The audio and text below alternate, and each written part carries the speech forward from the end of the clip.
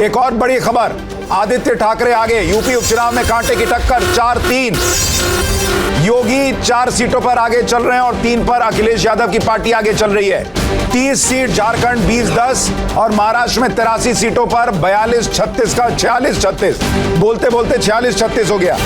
विशाल जी भी हमारे साथ जुड़ गए हैं। विशाल भाई, क्या लग रहा है शुरुआती आंकड़ा देखकर? वायनाड से प्रियंका वाड्रा आगे चल रही हैं, एक और बड़ी खबर। विशाल जी देखिए, जहाँ तक अभी शुरुआती नतीजे हैं, अभी तो कुछ भी कह पाना बड़ा जो है बहुत जल्दी होगी, लेकिन एक बात मैं कहना चाहूँगा, जैसा कि अभी प्रदीप भंडारी जी बोल रहे थे, महाराष्ट्र में जो लोकसभा का चुनाव हुआ था, वहाँ पे जो विदर्भ एरिया था, वहाँ से थोड़ा सा भारतीय जनता पार्टी को निराशा हाथ लगी थी। लेकिन वहाँ पर हुआ क्या है काम कि वहाँ पे किसानों के लिए जो सुविधाएं दी गई हैं, जो सोयाबीन को लेके जो है ख़ास तौर से, और कपास को लेके जो सरकार की तरफ से इनिशिएटिव लिए गए हैं, वो कहीं ना कहीं भारतीय जनता पार्टी के पक्ष में आते हुए उसके परिणाम ज़रूर दिखेंगे।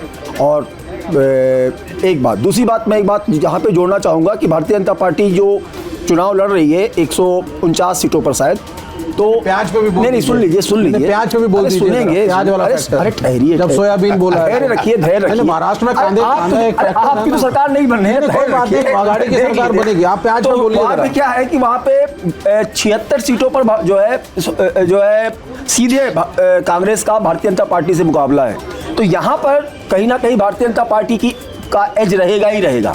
तो मुझे तो अभी जो फिलहाल के लिए यही लग रहा है कि महायुति की सरकार महाराष्ट्र में बनेगी। क्यों रहेगा एज? आपकी सरकार है। नहीं, लेकिन विवेक जी एक तो मैंने आपको कारण बताया ना, जब सीधी टक्कर है तो अब तो जो संगठनात्मक ढांचा है, आप तो अपने आप से ही लड़ रहे हो।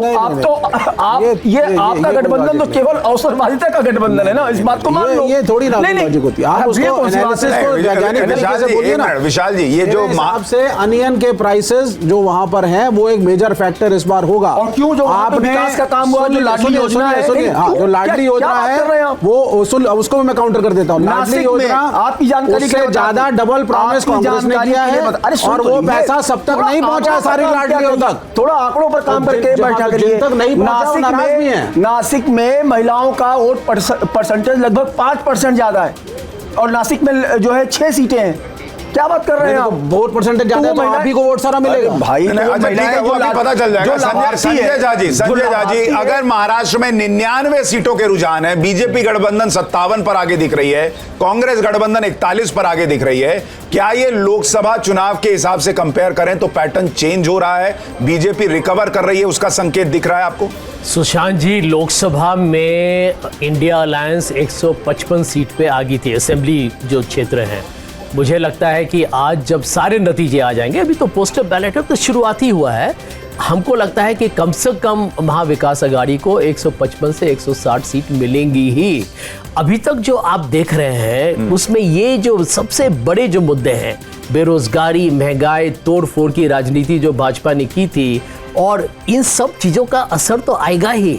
तो भी सब्र रखें। भंडारी जी को मैं इतना ही कहूंगा, जलेबी खाइए, अभी खाइए, पेट भर के खाइए, और जैसे हाँ पेट भर के खाइए, लेकिन सब्र भी रखिए। नहीं खा रहे हम राबड़ी भी खा लीजिए, लेकिन सब्र रखिए। ठीक है। उत्तर प्रदेश में देखिए 8 सीटों के रुझान, 4-4 का मामला है, एकदम क्लोज फाइट। समाजवादी पार्टी कहती रही कि भाई ईवीएम में गड़बड़ होगी, प्रशासन ने गड़बड़ की, लेकिन क्लोज फाइट दिख रही है। महाराष्ट्र में बीजेपी गठबंधन की हाफ सेंचुरी पूरी, 110 सीटों के रुझान, बीजेपी गठबंधन 63, कांग्रेस गठबंधन 46, और झारखंड में बीजेपी गठबंधन की बढ़त बनी हुई है, 20 पर आगे, जेएमएम 12, अन्य का खाता भी नहीं खुलता दिख रहा है।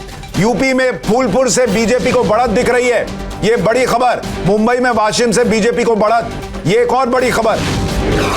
उत्तर प्रदेश का भी मामला बड़ा टाइट दिख रहा है। प्रदीप भंडारी, उत्तर प्रदेश में जो आप रिकवरी की उम्मीद कर रहे थे, कहा जा रहा था 6-3 तक मामला हो सकता है, यहां 4-4 का मामला दिख रहा है। सुशांत जी, उत्तर प्रदेश के अंदर ये आपको एटलीस्ट 11 बजे तक ट्रैक करना होगा, और ये तो आश्वस्त हो चुके हैं कि पिछली बार हमारी 3 सीटें आई थी, वी आर डूइंग बेटर, और ये 11 बजे तक हुआ क्योंकि किसके कहां बूथ खुलेंगे, कई सीट्स के ऊपर समाजवादी पार्टी का एक बेस वोट है, कई सीट्स पे हमारा बेस वोट है, तो जब जहां स्विंग वोट है उसके जब पोलिंग बूथ खुलेंगे तब जाके सीट्स ऊपर नीचे होंगी। पर महाराष्ट्र और झारखंड से एक ट्रेंड स्टेबलाइज हो रहा है सुशांत जी। जनरली ये कहा जाता है कि भाई पोस्टल बैलेट के अंदर गवर्नमेंट के पक्ष में, गवर्नमेंट के अगेंस्ट वोट होता है गवर्नमेंट सरकारी कर्मचारी में। महाराष्ट्र में पोस्टल बैलेट में हम लीड कर रहे हैं और झारखंड में जो इनकम्बेंट गवर्नमेंट है वो पोस्टल बैलेट में पीछे चल रही है। अगर ये ट्रेंड आगे जाते, मतलब जो कर्मचारी लोग हैं जिन्होंने वोट किया है वो झारखंड की सरकार से खुश नहीं है और महाराष्ट्र के अंदर हमारी सरकार से खुश है, क्योंकि ये हमारे लिए काफी पॉजिटिव साइन है अभी के लिए, अगर ये दोनों ट्रेंड स्टेबलाइज आगे कंटिन्यू होते हैं। हाँ, लेकिन प्रदीप कई बार अभी पिछला पैटर्न ये था कि पोस्टल बैलेट में आप पिछड़ते थे और फिर सरकार बना लेते थे, तो इस बार पोस्टल बैलेट चेंज हो रहा है। अगर संजय जी आपको लग रहा है कि ये सरकारी कर्मचारी थोड़ा बीजेपी के पक्ष में फिर आए हैं?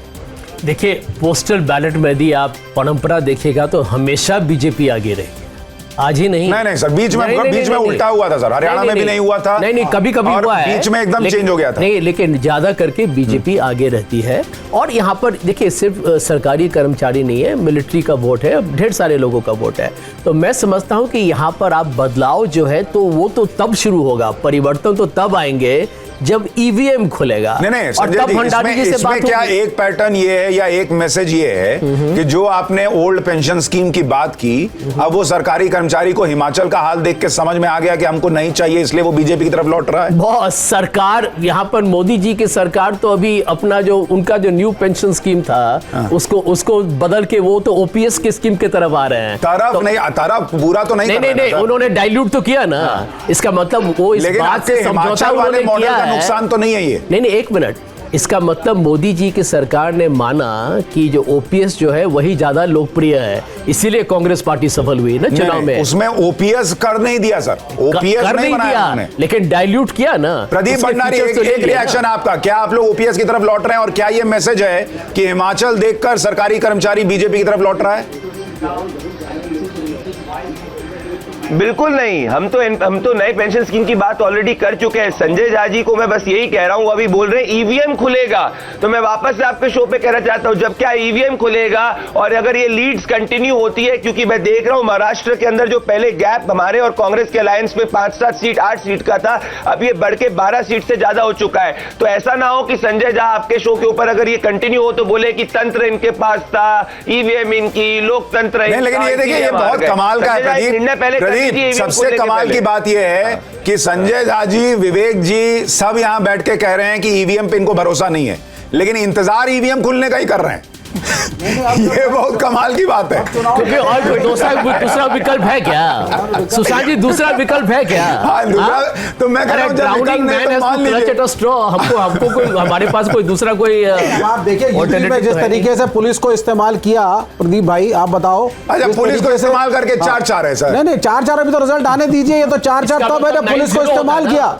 ये संजय झा जी ने सही बोला, ये तो ईवीएम के मैनिपुलेशन के बाद रिजल्ट आता है, तब हम जीत पाते हैं। अच्छा विवेक भाई, पुलिस को कहां इस्तेमाल किया बताइए जरा। क्यों नहीं इस्तेमाल? आपने देखा नहीं वो क्या कर रहे थे? हर जगह, हर माइनॉरिटी एरियाज में हुआ है, कई जगह रिपोर्ट हुआ है, कई जगह वीडियो में आया, कई जगह नहीं आया। कहां कर रहे थे आप? वो एक पुलिस वाले की बंदूक की बात कर रहे हैं, उसी का वीडियो सब कर रहे हैं। उसके पहले पत्थरबाजी हुई, उस वीडियो में क्या सबने देख लिया। हमारे रिपोर्टर ने ग्राउंड पर मुसलमानों से बात की, उन्होंने कहा कोई नहीं रोक रहा वोट देने। नहीं, अब देखिए ये आपका वक्तव्य है, हमारा रिपोर्ट है सर, ग्राउंड नहीं है सर। यूपी में बैठ के कह रहे हैं, हम ग्राउंड पे रिपोर्ट करके बता रहे हैं। यूपी हूं सर, कायस तो वहीं का, पूर्वी उत्तर प्रदेश का आदमी हूं, और आप समझ लीजिए इस बात को, वहां पे योगी की पुलिस ने वोट देने से लोगों को रोका है।